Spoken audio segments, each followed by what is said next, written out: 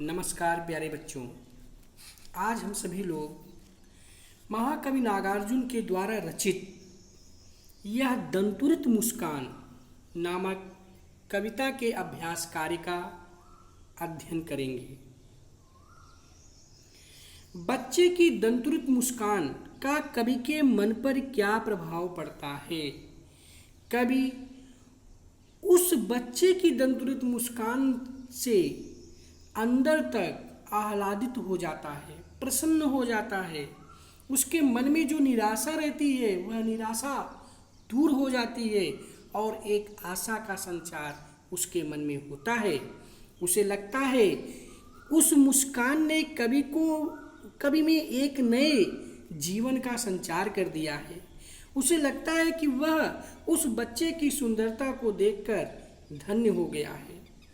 बच्चे की दंतुरित मुस्कान पर कवि मोहित हो जाता है। उसकी निर्मल मुस्कान देखकर कवि को लगा कि तालाब में खिलने वाले कमल उसके झोपड़े में खिल रहे हैं। इस सुंदरता की व्याप्ति ऐसी है कि पत्थर हृदय भी पिघल जाए। बच्चे की मुस्कान और एक बड़े व्यक्ति की मुस्कान में क्या अंतर होता है?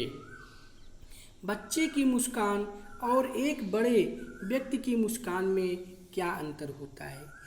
बच्चे की मुस्कान हमेशा निश्चल होती है। बड़ों की मुस्कान में कई अर्थ छिपे हो सकते हैं। कभी कभी यह मुस्कान कुटिल हो सकती है तो कभी उम्मीद से भरी हो सकती है। ऐसा बहुत कम होता है कि किसी वयस्क, किसी जवान व्यक्ति की मुस्कान इतनी निश्चल हो जितने की किसी बच्चे की निश्चल होती है। कवि के कहने का तात्पर्य यह है कि बच्चे की मुस्कान अबोध होती है। वह इन बातों से अनभिज्ञ होता है कि कैसी बातों पर मुस्कुराना चाहिए, कब और किस तरह अपनी मुस्कान बिखेरनी चाहिए। वह तो अपनी दंतुरित मुस्कान से दूसरों के मन में अपने प्रति आकर्षण का भाव उत्पन्न कर लेता है। बड़ा व्यक्ति परिपक्व होता है। वह समय और परिस्थितियों के अनुसार मुस्कुराता है या अपनी मुस्कुराहट पर नियंत्रण कर लेता है। फिर उसके दांत भी बच्चों की अपेक्षा काफ़ी बढ़ चुके होते हैं। कवि ने बच्चे की मुस्कान के सौंदर्य को किन किन बिंबों के माध्यम से व्यक्त किया है?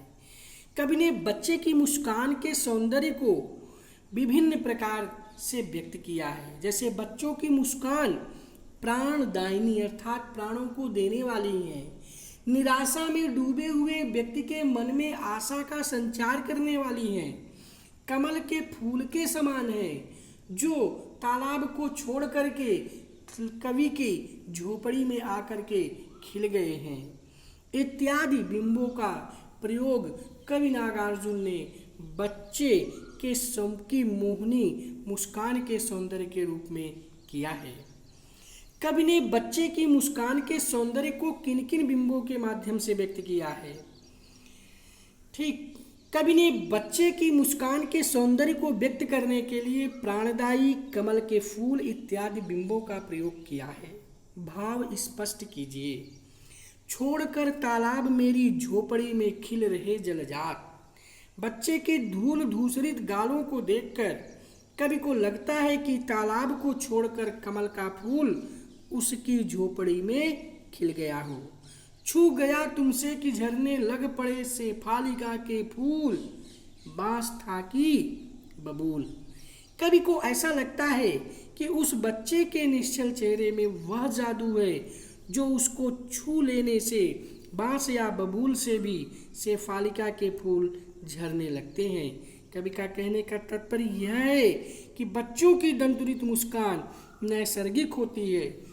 जब वह हृदय को छू जाती है तो भावहीन और संवेदना शून्य व्यक्ति भी सुख और आनंद की लहर उसमें भी दौड़ जाती है।